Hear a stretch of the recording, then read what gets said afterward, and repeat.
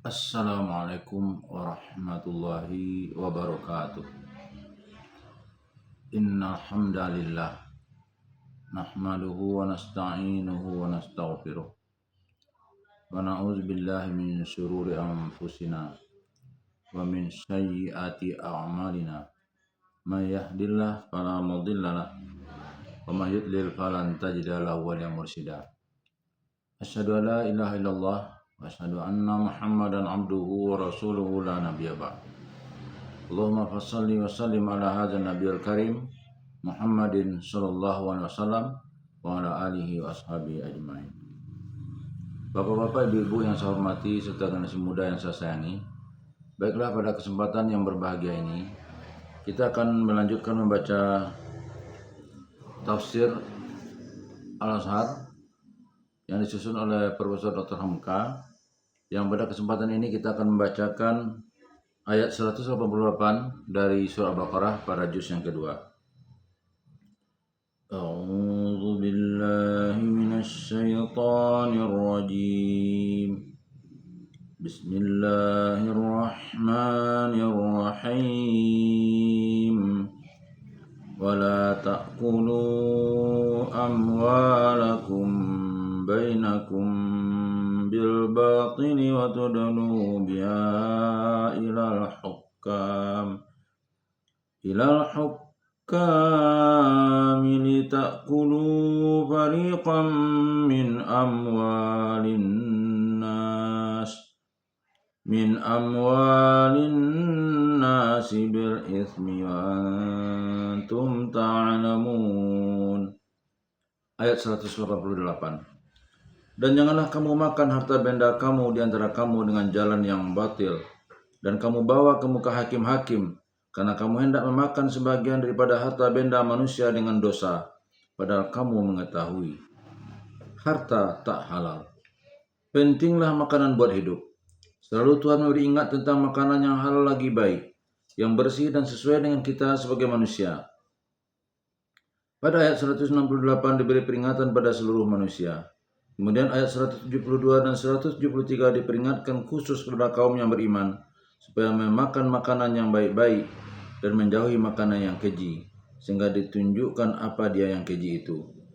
Dicela orang yang mata pencariannya dengan menyembunyikan kebenaran karena mengharapkan harga yang sedikit. Kemudian sesudah menerangkan hal-hal dari hal qisas, diterangkan lagi tentang wasiat dan larangan curang dalam hal wasiat, dan pujian terhadap orang yang sudi mendamaikan orang yang berselisih tentang hal harta wasiat. Setelah itu baru dibicarakan perkara puasa. Dalam bulan puasa diatur perkara makanan. Sekarang dilanjutkan lagi, ada hubungan dengan makanan atau kebersihan mata pencaharian. Dan janganlah kamu makan harta benda kamu di antara kamu dengan jalan yang batil. Pangkal ayat 188. Pangkal ayat ini membawa orang yang beriman kepada kesatuan dan kekeluargaan dan persaudaraan. Sebab itu dikatakan harta benda kamu di antara kamu. Ditanamkan di sini bahwa harta benda kawanmu itu adalah harta benda kamu juga. Kalau kamu aniaya hartanya, samalah dengan kamu menganiaya harta bendamu sendiri jua. Memakan harta benda dengan jalan yang salah ialah tidak menurut jalannya yang betul dan benar. Maka termasuklah di sini segala macam penipuan, penicuhan, pemalsuan, reklame dan advertensi yang berlebih-lebihan asal keuntungan masuk, menerbitkan buku-buku cabul dan menyebarkan gambar-gambar perempuan telanjang, pembangkit nafsu yang kalau ditanya maka yang membuatnya mudah saja berkata cari makan, atau kolportir mencari pembeli sesuatu barang dengan memperlihatkan contoh yang bagus bermutu tinggi, padahal setelah ada persetujuan harga dan barang itu diterima, ternyata mulutnya di bawah dari contoh. Ternyata mutunya di bawah dari contoh. Atau spekulasi terhadap barang vital dalam masyarakat, seumpama beras ditahan lama dalam gudang karena mengharapkan harganya membumbung naik, walaupun masyarakat sudah sangat kelaparan, yang dalam agama disebut ihtikar, atau menyediakan alat penimbang yang curang, lain yang pembeli dengan yang penjual. Ini adalah contoh-contoh atau dapat dikemukakan 1001 contoh yang lain. Yang maksudnya ialah segala usaha mencari keuntungan untuk diri sendiri dengan jalan yang tidak wajar dan merugikan sesama manusia yang selalu bertemu dalam masyarakat yang ekonominya mulai kacau, sehingga orang beroleh kekayaan dengan penghiasapan dan penipuan kepada sesamanya manusia. Sebab itu maka Islam sangat mengharamkan riba, Karena riba benar-benar suatu pemberasan atas tenaga manusia oleh manusia. Kelihatan di luar sebagai menolong melepaskan orang dari sesak dan kesulitan, padahal dipersulit lagi dengan membayar bunga. Ketentuan tentang riba yang disebut riba fadl atau riba nasiah akan diterangkan juga kelak pada waktunya. Sampai-sampai kepada urusan upah mengupah dengan memberikan upah yang sangat rendah, tidak berpatutan dengan tenaga yang dikeluarkan oleh yang diupah, tetapi terpaksa dikerjakan juga karena dia lapar. Untuk menjaga martabat iman, maka ulama-ulama pun memberi ingat bahwa bahwasanya orang yang tidak patut menerima zakat karena dia ada kemampuan, lalu diterimanya juga zakat itu adalah haram hukumnya.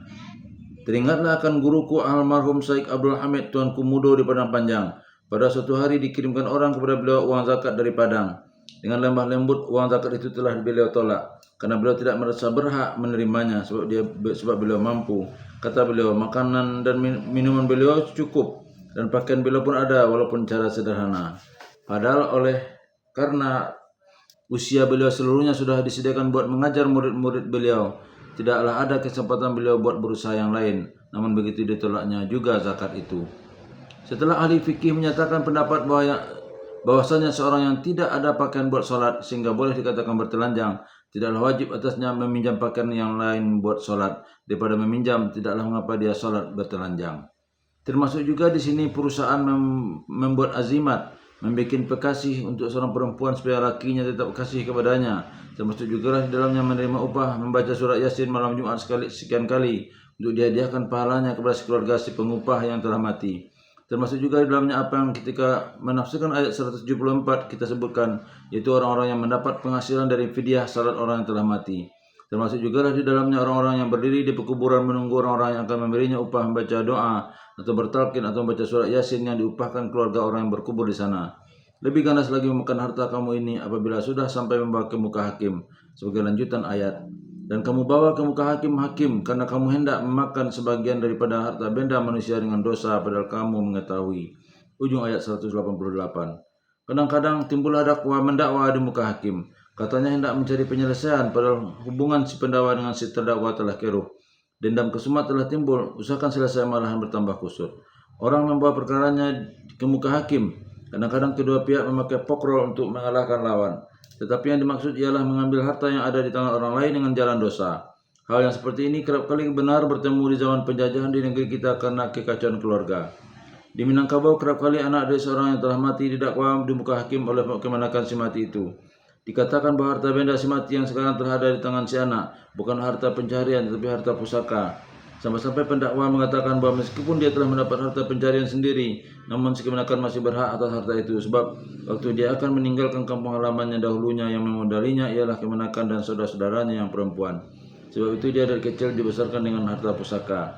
Di tanah Batak dan Mandailing, pihak saudara daripada si mati pula yang menuntut istri daripada si mati. Karena dalam pergaulan hidup zaman sekarang, si mati dengan istrinya telah merantau meninggalkan kampung halaman dan telah mendapat rezeki dan harta pencarian. Tetapi karena menurut adat Batak dan Mandailing, si perempuan setelah kawin adalah kepunyaan keluarga suaminya, hendaklah pula harta benda mendiang suaminya diserahkan, bahkan bersama dirinya sekali, ke dalam kuasa keluarga marga si laki-laki ini dibawa perkara ke muka hakim. Baik orang Minangkabau si kemenakan yang mendakwa anak mamaknya atau orang Batak dan Mandailing yang mendakwa istri saudaranya, keduanya itu orang Islam. Mereka mengerti pembagian faraid menurut Islam, tetapi karena tamak akan harta dunia yang fana, mereka tidak keberatan mengingkari peraturan agama yang telah mereka peluk untuk kembali kepada adat jahiliyah, padahal kamu mengetahui. Demikian bunyi ujung ayat. Mereka mengetahui hukum agama, tetapi karena nafsu serakah harta, tidaklah diingat orang lagi hubungan keluarga, silaturahmi yang telah berpuluh tahun dan darah yang telah bercampur dan keturunan yang telah menjadi saksi hubungan kedua belah pihak. Sampai hatilah orang di masa itu di Minangkabau mendakwa anaknya sendiri, keturunan dari saudaranya telah mati, karena anak yang didakwa itu kata mereka telah berlain sukunya, telah orang lain. Alhasil apa yang kita kemukakan ini hanyalah contoh-contoh belaka dari perbuatan memakan harta kamu di antara kamu dengan jalan batil dan memakan harta benda manusia dengan dosa. Maka apabila jiwa kita telah kita penuhi dengan takwa, kita sudahlah dapat menimbang dengan perasaan yang halus mana pencaharian yang halal dan mana yang batil. Itulah sebabnya maka mata hati janganlah ditujukan kepada harta benda itu saja, tetapi ditujukanlah terlebih dahulu kepada yang memberikan anugerah harta itu, ya Allah, yaitu Allah. Dan di samping itu tanamkanlah perasaan bahwasanya silaturahmi sesama manusia jauh lebih tinggi nilainya daripada harta benda yang sebentar bisa punah. Apatah lagi tiap harta yang didapat dengan jalan yang tidak benar itu amatlah panasnya dalam tangan, membuat gelisah diri dan menghilangkan ketentraman, sehingga walaupun di luar kelihatan mampu, pada batinnya itulah orang telah amat miskin, kosong dan selalu merasa tidak puas. Ada yang hilang dari dalam diri, tetapi tidak tahu apa yang hilang itu. Imanlah yang hilang itu. Menurut riwayat yang dibawakan oleh Ibnu Jarir dalam tafsirnya dan Ibnu Abi Hatim dan Ibnu Munzir, bahwa Ibnu Abbas menafsirkan, dan janganlah kamu makan harta benda kamu di antara kamu dengan jalan batil. Ini ialah bahwa ada seorang laki-laki yang memegang harta orang lain, tetapi tidak ada cukup keterangan dari yang punya, maka orang itu pun memungkiri dan berkata bahwa harta itu adalah kepunyaan dirinya sendiri. Yang punya hak mengadu kepada hakim, dia bersetegang bertangkan bahwa harta itu dia sendiri punya, sehingga yang sebenarnya berhak menjadi teraniaya. Dan diriwayatkan pula menurut tafsir Mujahid bahwa makna ayat ini ialah, jangan kamu bersetegang urat leher di muka hakim, padahal hati sanubari sendiri tahu bahwa engkaulah yang zalim. Menurut satu riwayat dari Sa'id bin Jubair bahwa Imru Qais bin Abi berselisih dengan Abadan bin Aswa al-Hadrami perkara sebidang tanah. Lalu Imru Qais bersedia bersumpah bertangkan bahwa yang punya ialah dia, maka turunlah ayat ini. Itulah sebabnya maka ayat 282 dari surah Al-Baqarah memerintahkan agar soal hutang piutang atau petaruh dan kepercayaan dikuatkan dengan surat menyurat dan dua saksi, supaya jangan menjadi hal-hal seperti ini. Billahi taufiq wal hidayah. Wassalamualaikum warahmatullahi wabarakatuh.